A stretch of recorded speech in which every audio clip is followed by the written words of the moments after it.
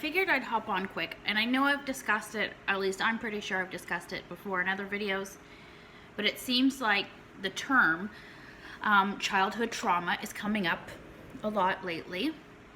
I mean, it always has, but it seems like in the last 2 days, of course, I'm just hearing childhood trauma more. And I think a lot of people, when they hear childhood trauma, because the word trauma is attached, their automatic perception is a death, beating, some sort of abuse, okay? That's not necessarily what it's associated with. I mean, sure, that could be something that has happened, which is pretty big.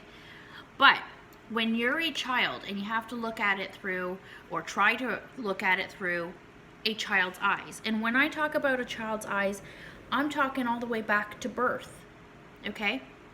If you are a small baby and the only way you can communicate with your parents is through crying, right? Because that's what babies do. They cry 24/7. They know as soon as they cry, or normally as soon as they cry, their needs are going to be met. They're going to be fed, they're going to be changed, they're going to be burped, whatever it is. Maybe they just want attention. Those needs are met. So the baby already at that age forms a perception in its head and a knowing that if I cry, I'm going to get attention, or I'm going to get fed, or whatever it is that they require. Now, imagine you're that baby, because obviously you were, and you're crying, and you're crying, and you're crying, and now all of a sudden nobody's coming.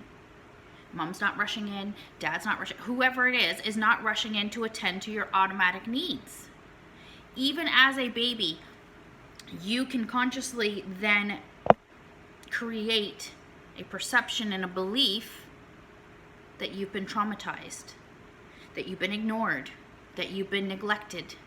Whatever it is, you can form that belief at that point in time. Okay? Now, we're gonna skip forward and say you're 2, 3, 4, 5, whatever.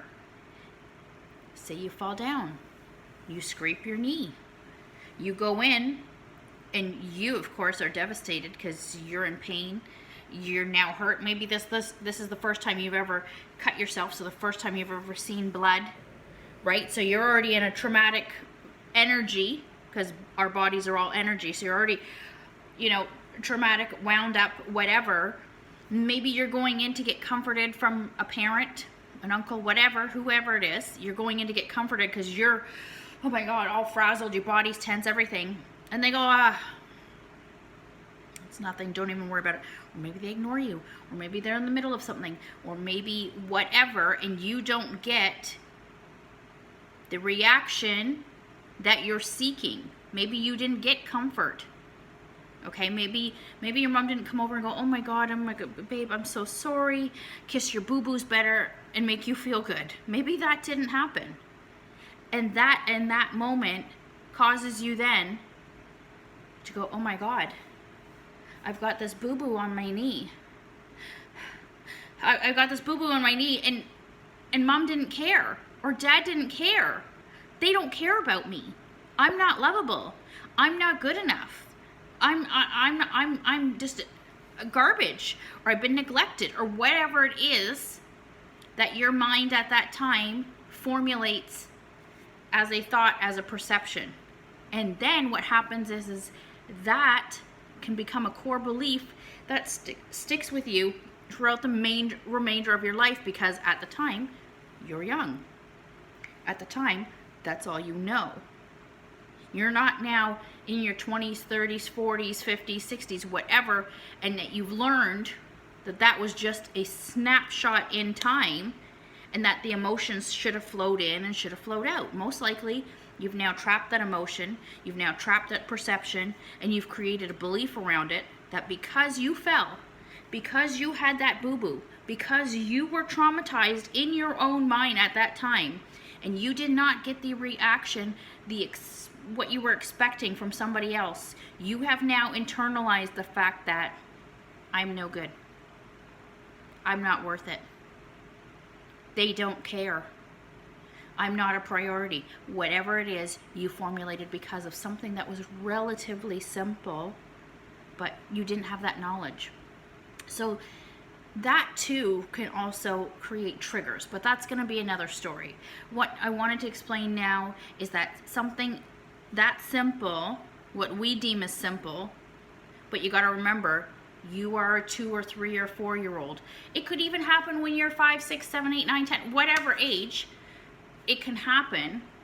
It's always because you're in the moment, you're perceiving the situation as a certain way, and because you perceive it a certain way, and perhaps you don't get the reaction or the emotional fulfillment that you want, that then creates your new belief, your new perception. And that is what it means to have childhood trauma. It doesn't necessarily mean something large. I mean, something large can happen. If you've seen my videos, which I believe I've discussed before, a lot of large things happened to me, which I only now discovered in my early 40s what had happened, okay? And it was large traumatic things, which have then caused me to disassociate physically from my body.